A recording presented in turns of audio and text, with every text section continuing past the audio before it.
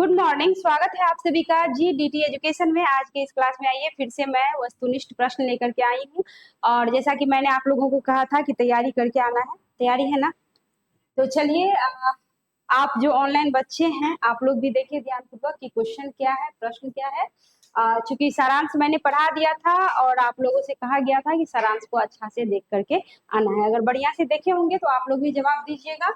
और आप लोग जो है प्रश्न को देखिए और सोच समझ कर बढ़िया से उत्तर देने की कोशिश कीजिए। चलिए, आपका अध्याय कितना था बच्चों? पाठ क्या था? विक्रमशिला। आइए, पहला प्रश्न है, विक्रमशिला पाठ कहाँ से संकलित है?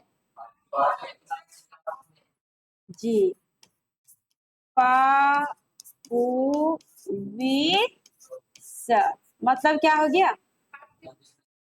पाठ्य पुस्तक विकास समिति। चलिए, विक्रमशिला पाठ कौन सी विधा है? निबंध। बहुत अच्छे। विक्रमशिला विश्वविद्यालय हमें किससे परिचित करवाता है?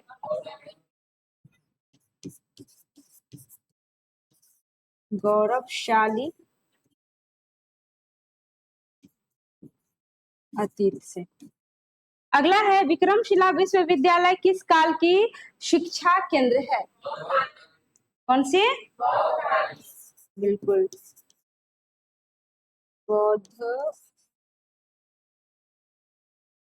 कालीन। चलिए, बहुत अच्छे, यहाँ तक आपने जवाब दे दिया। अब आगे देखते हैं आगे किस तरह का कौन सा कितना प्रश्न है। अगला प्रश्न है, विक्रमशिला को भारत की अस्मिता का क्या माना जाता है? बिल्कुल, अभेद्य कवच। तथा कैम्ब्रिज विश्वविद्यालय एवं ऑक्सफोर्ड विश्वविद्यालय से कई अधिक उन्नत कौन सा विश्वविद्यालय था? बिल्कुल, विक्रमशिला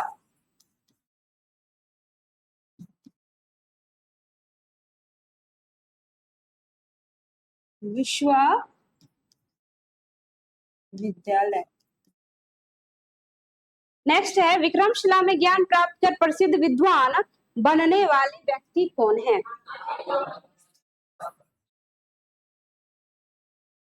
आर्यभट्ट एवं अतीश दीपंकर। आर्यभट्ट को जानते हैं ना? कौन थे? जी जी, जिन्होंने शून्य का आविष्कार। चलिए, आर्यभट्ट किस विद्या के क्षेत्र में प्रसिद्ध हैं? खगोल विद्या। बड़ा बढ़िया जवाब आ रहा है आप लोगों का। चलिए, अच्छी बात है। तो देख रहे हैं आप लोग भी कि विक्रमशिला सॉरी आर्यभट्ट जो है खगोल विद्या के क्षेत्र में विद्वान माने जाते थे। चलिए, अगला, वैसे उन्होंने गणित में भी शून्य का जो है जी आविष्कारक उन्हीं को माना जाता है और उन्होंने ही बताया था कि क्या चक्कर लगाती है। चलिए, तिब्बत में बौद्ध धर्म का प्रचार प्रसार किस विद्वान ने किया था? बिल्कुल, अतीश दीपंकर ने।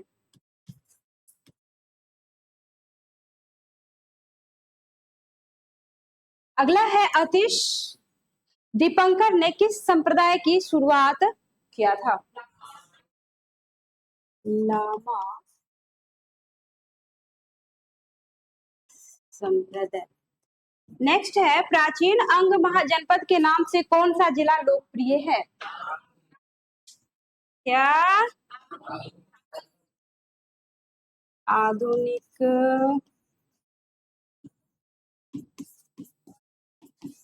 भागलपुर जिला।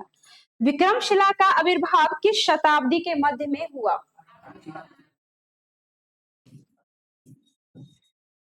8वीं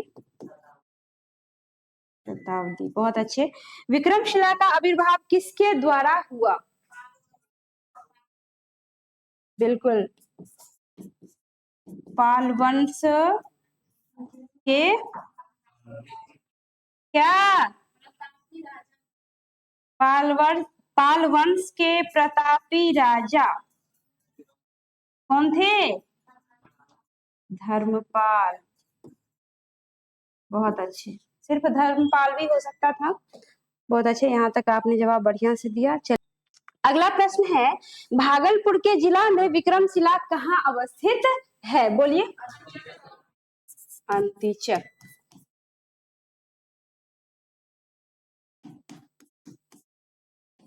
गांव में, मुझे लगता है अंतीचक में तो दीर्घिकार होना चाहिए।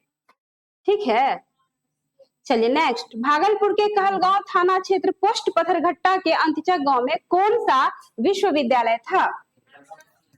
विक्रमशिला। अगला, विक्रमशिला के स्थान पर किसे दमित कर दिया गया था? बिल्कुल, विक्रम नामक यक्ष को। ऐसा माना जाता है कि उसे मार करके वहीं पे दफना दिया गया था। अगला है, विक्रमशिला के प्रांगण में कितने महाविद्यालय थे? 6 महाविद्यालय। चलिए बहुत अच्छे, यहाँ तक आप लोगों ने जवाब बहुत बढ़िया ढंग से दिया है। अब चलिए अगला है आपका 18वां क्वेश्चन। कहता है, विक्रमशिला के द्वार पर कैसा द्वार पंडित नियुक्त किया जाता था? ज्ञानी या फिर विद्वान या फिर अनुभवी भी हो सकता है ना? अनुभवी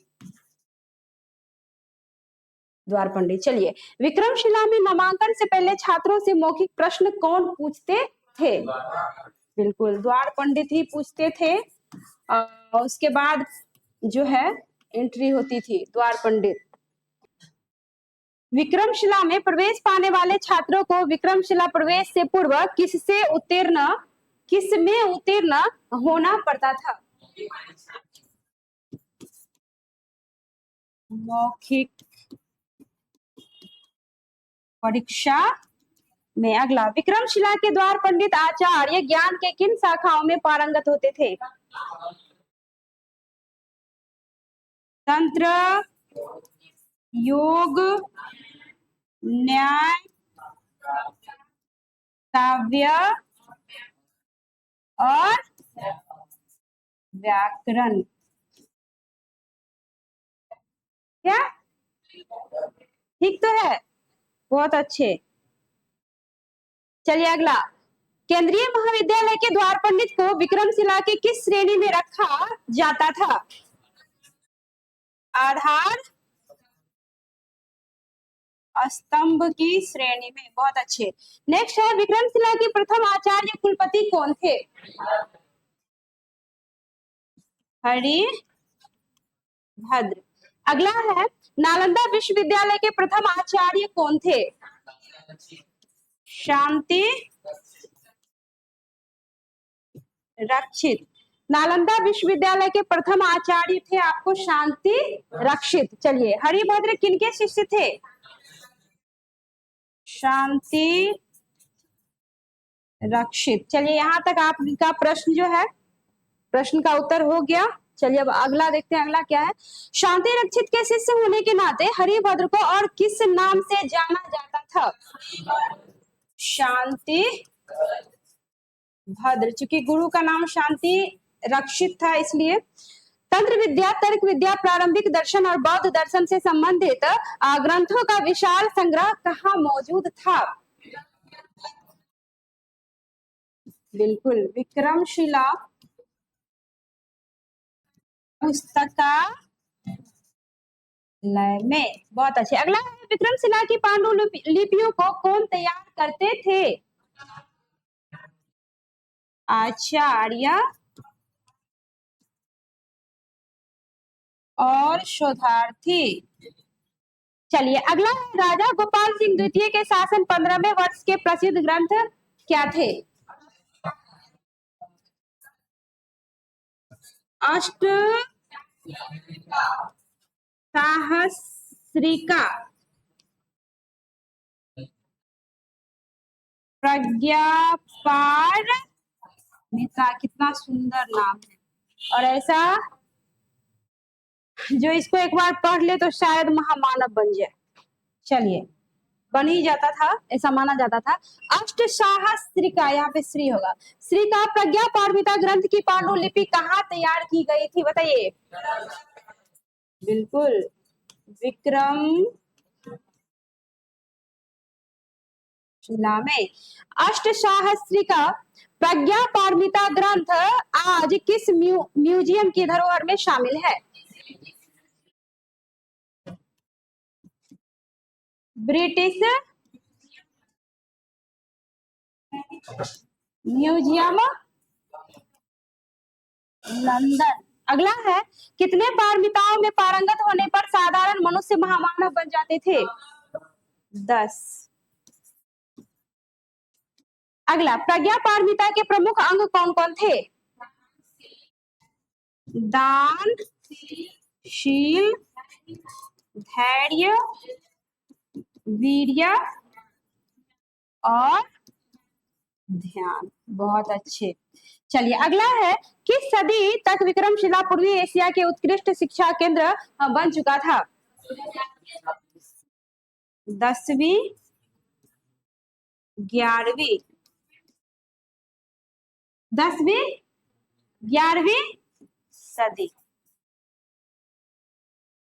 चलिए बहुत अच्छे, यहाँ तक आपका प्रश्न हो चुका। अब अगला देखते हैं, अगला क्या है।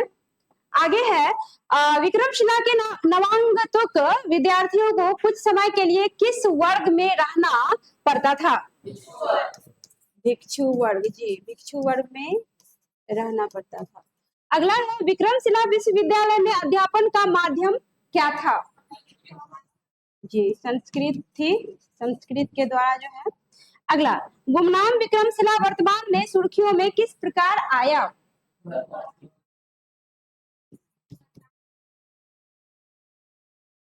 पुरातात्विक खनन से। अगला है 38, विक्रमशिला इमारत कितनी फीट ऊंची और चौड़ी थी? 50 फीट ऊंची और 73 फीट चौड़ी। चलिए बहुत अच्छे, बहुत फिट हुआ।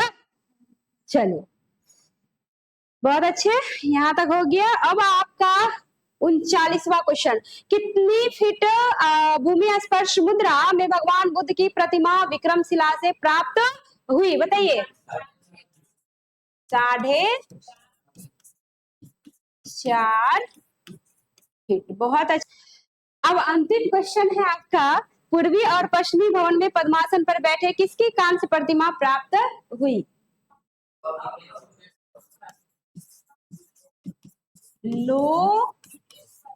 लोहितेश्वर। हो गया। चलिए, तो यहाँ तक आपका प्रश्न और उत्तर, बहुत अच्छा जवाब दिया आप लोगों ने, और मुझे विश्वास है आप लोगों तक तो ये पहुंच ही जाएगा, मिल ही जाएगा। साथ में ये भी कहूंगी कि चैप्टर को एक बार जरूर पढ़ लीजिएगा, सारांश जो मैंने डाला हुआ है उसको जरूर पढ़ लीजिएगा, क्योंकि सारांश पढ़ लेंगे तो शायद आपको रट्टा नहीं मारना पड़ेगा, ऑब्जेक्टिव जो जितने सारे क्वेश्चन है उसको रटना नहीं पड़ेगा। मिलती हूँ बहुत जल्द अगले क्लास में, अगले वीडियो में अगला चैप्टर लेकर। धन्यवाद। और जाते जाते कहूंगी कि मेरा जो यूट्यूब चैनल JDT एजुकेशन है, इसको आप लोग सब्सक्राइब कर ले, ताकि जितना सारा वीडियो अपलोड होगा उसकी जो है नोटिफिकेशन आप तक सबसे पहले पहुंचेगी। मिलती हूँ नेक्स्ट वीडियो में। धन्यवाद।